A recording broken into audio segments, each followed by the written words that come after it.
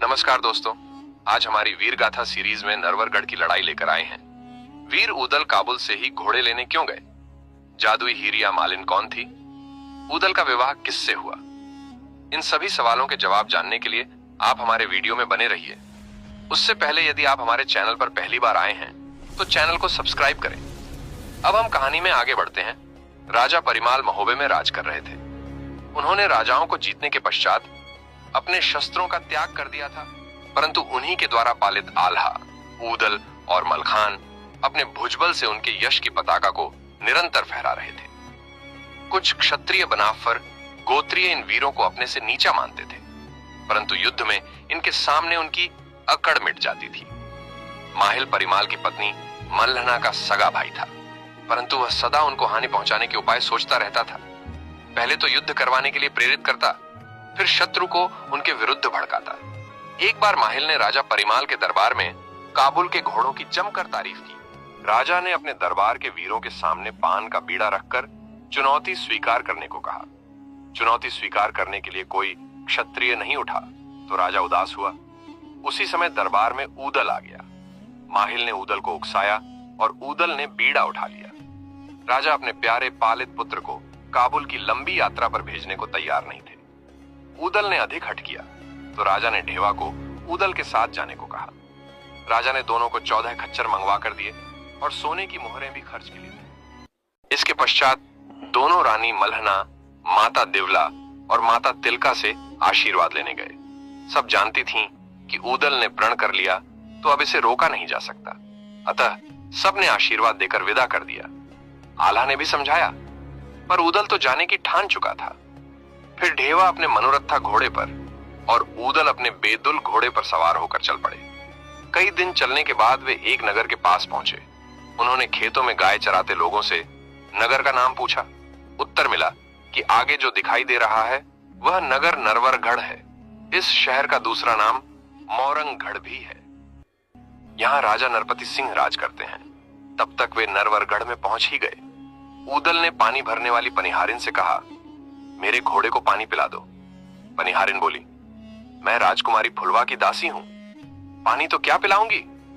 यदि राजा को पता चल गया तो, हे राहगीर, तुम्हारा घोड़ा भी छिन जाएगा और जेल की हवा खाओगे। उदल ने कहा, यह फुलवा कौन है जिसकी इतनी अकड़ है?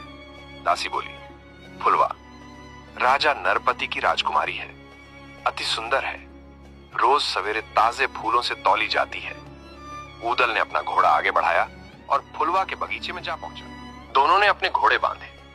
ढेवा वहां रुकने का खतरा मोल नहीं लेना चाहता था, पर उदल ने कहा, तुम जाकर घोड़ों के लिए चारा ले आओ, रात को रुकेंगे और सवेरे ही चलेंगे। ढेवा के जाते ही माली आ गया।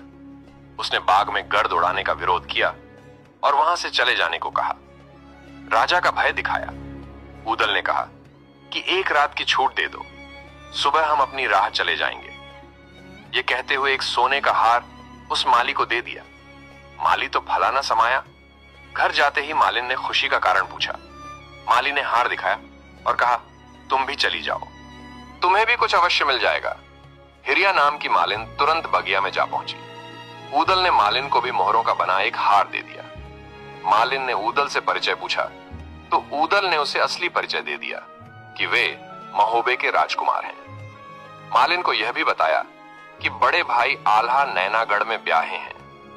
रानी, सुनवा मेरी भाभी लगती हैं। मालिन ने भी रिश्ता गांठ लिया। उसने कहा, सुनवा मेरी बहन ही लगती है, मैं भी नैनागढ़ की ही हूं, आप मेरे भी देवर हो, मैं आपकी सहायता करूंगी। तभी ढेवा रातब लेकर आ गया। घोड़ों को रातब डाल दिया।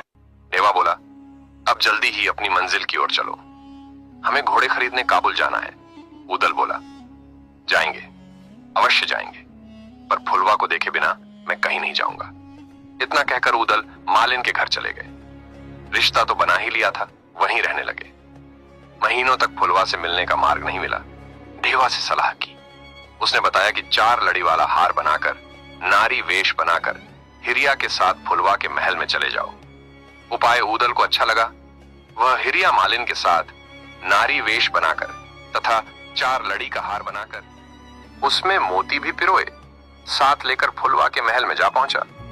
हिरिया मालिन उदल नारी वेशधारी को लेकर सतखंडा पर जा पहुंची। फुलवा ने पूछा, ये 4 लड़ी का हार किसने गूंथा है? गांठें भी इतनी सख्त लगाई हैं, ये मर्दाने हाथ की गांठें हैं। तब हिरिया ने बताया, महोबे से हमारी बहनौतिन आई है, उसी ने यह हार बनाया है। फुलवा ने उसे बुलवाने का आदेश दिया। ऊदल को तो वह नीचे छोड़ गई थी, उसे लिवाकर सतखंडा पर ले गई। साज श्रृंगार करके घूंघट करके ऊदल फुलवा के महल में पहुंच गए। फुलवा ने पूछा, जनाने, महल में यह हाथ भर का घूंघट क्यों निकाल रखा है? हिरिया ने कहा, यह बड़ी शर्मीली है। फुलवा ने पीढ़ा बिछवा दिया, पर ऊदल उस पर नहीं बैठे। हिरिया ने बात संभाली, यह मेरी भांजी महोबे के राजा परिमाल की पुत्री चंद्रावली की मालिन है। वहां उसके साथ पलंग पर बैठकर ही चौसर खेलती है। नीचे पटरे या पीढ़े पर नहीं बैठती। फुलवा ने पलंग पर ही पांवेतन की जगह छोड़ दी, परंतु ऊदल सिरहाने जा बैठे। फुलवा के मन में संदेह हो गया। तब फुलवा ने महोबे के महलों का हाल पूछा। ऊदल ने सब जवाब स्त्री जैसे स्वर में बताया। फुलवा ने पूछा, आल्हा और ऊदल का विवाह कहां से हुआ है? तो ऊदल ने बतलाया, आल्हा का ब्याह नैनागढ़ की राजकुमारी सुनवा के साथ हुआ है। अभी ऊदल कुंवारे हैं, उनका विवाह होना बाकी है। फिर फुलवा ने पूछा कि तुम्हारे पांव मों जैसे मोटे और सख्त दिखाई पड़ रहे हैं। फिर फुलवा ने हिरिया मालिन से कहा, आज इसे यहीं छोड़ दे, सुबह वापस ले जाना, मैं इसके साथ चौसर खेलूंगी। हिरिया मालिन घर चली गई। फुलवा और ऊदल चौसर खेलने लगे। तभी हवा से ओढ़ना हट गया तो ऊदल की कमर में कटार दिखाई पड़ गई। फिर तो फुलवा ने कहा, मैंने तुम्हें पहचान लिया, तुम महोबे के ऊदल हो। जब तुम मांडवगढ़ में जोगी रूप बनाकर गए थे तब मैं वहीं थी। अब तो ऊदल को स्वीकार करना पड़ा। फुलवा ने कहा कि हम अभी आपस में ब्याह रचा लेते हैं। ऊदल ने कहा, इस प्रकार चोरी से विवाह करने से हमारी राजपूती शान में बट्टा लग जाएगा। हम महोबे से बारात लेकर आएंगे और विधि पूर्वक तुम्हें विदा करवा कर ले जाएंगे। ऊदल ने ब्याह का आश्वासन गंगाजली उठाकर दिया। फिर फुलवा ने खाना खाने के लिए आग्रह किया, परंतु ऊदल ने कहा, बिना ब्याहे न तो मैं तुम्हारे हाथ का खाना खाऊंगा और न तुम्हारी सेज पर पांव रखूंगा। इससे मेरी राजपूती आन टूटती है। ऊदल की बात फुलवा ने मान ली। सुबह को जल्दी ही पालकी में बिठाकर हिरिया मालिन उसे लिवा ले गई। मकरंद ठाकुर ने हिरिया से पूछा तो उसने अपनी बहनौतिन बताकर पीछा छुड़वाया। मालिन के घर पहुंचकर ऊदल ने कपड़े बदले। ढेवा ने कहा कि फुलवा को मैं भी देखना चाहता हूं। तब दोनों ने अपनी जोगी वाली गुर्री निकाली और जोगी बनकर गाते बजाते महल के सामने जा पहुंचे। पनिहारिन दोनों जवान जोगियों को देखने लगी। बांधी ने जाकर रानी को जोगियों की बात सुनाई।